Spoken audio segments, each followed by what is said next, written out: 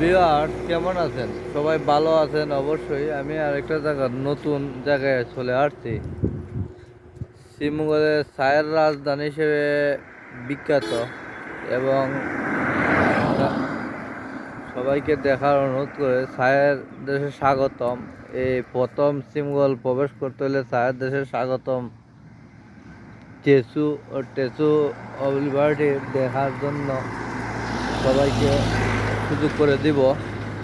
আর আমি দেখতে দেখতে যেমন আমার বাসা তো শ্রীমঙ্গল, তাই আমি শ্রীমঙ্গল যাওয়ার পথে আপনাদের সাথে একটা বিনোদন দেওয়ার জন্য চেষ্টা করি।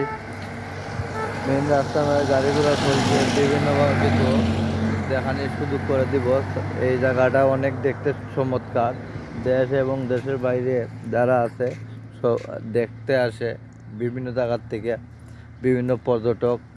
রাজধানী হিসেবে শ্রীমঙ্গলে বিখ্যাত। তা আপনাদেরকে আর বেশি কথা বলবো না।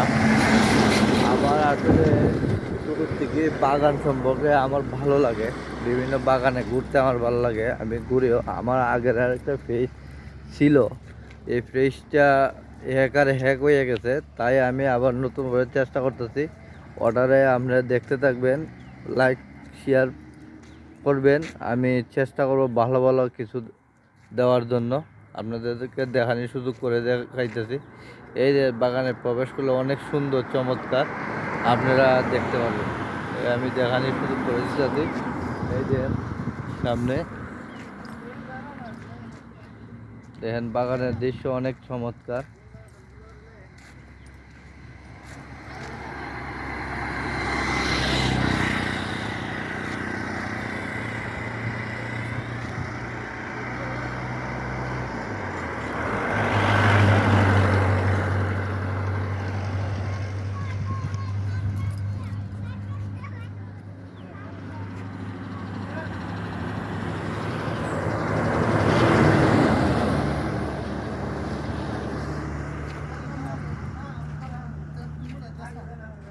এই জায়গাটার পরিবেশ অত সুন্দর, বিভিন্ন জায়গার থেকে আসে, দেশ এবং দেশের বাহিরে যারা আছে পর্যটকরা এখানে দেখতে আসে।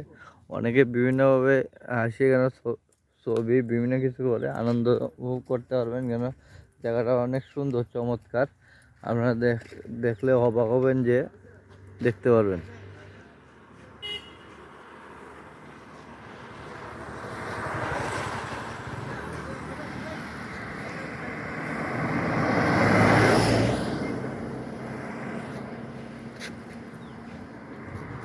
আর অনেক সুন্দর বাগান, আপনারা আসলে বিভিন্ন বাগানের ভিতরে প্রবেশ করে বিভিন্ন। আর এখন তো রাসেল বাইপার থেকে মুক্ত নেওয়ার জন্য বিভিন্ন বাগানে ঢুকাও এখন আতঙ্কের উপরে। ঠিক তেমনি আমি বলতে চাই, সাবধানে চলাফেরা করবেন। বাগান টাগানে সাপ টাপ থাকতে পারে, তো সাপ অতদিন ছিল না, এখন আতঙ্কের মেয়ে, তো তাই আমি দেখানোর সুযোগ করে দিয়েছি। ভালো থাকবেন, সুস্থ থাকবেন, ধন্যবাদ সবাইকে।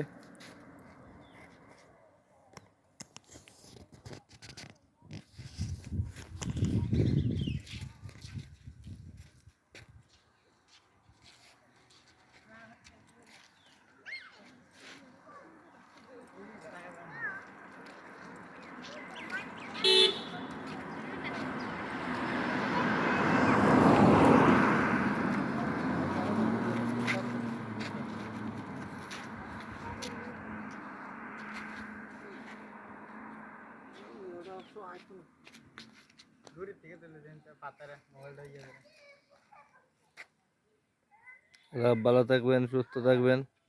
নতুন নতুন ভিডিও দেওয়ার জন্য চেষ্টা করব। আধা ঘন্টা নিবেদন নিচ্ছি। আল্লাহ হাফেজ।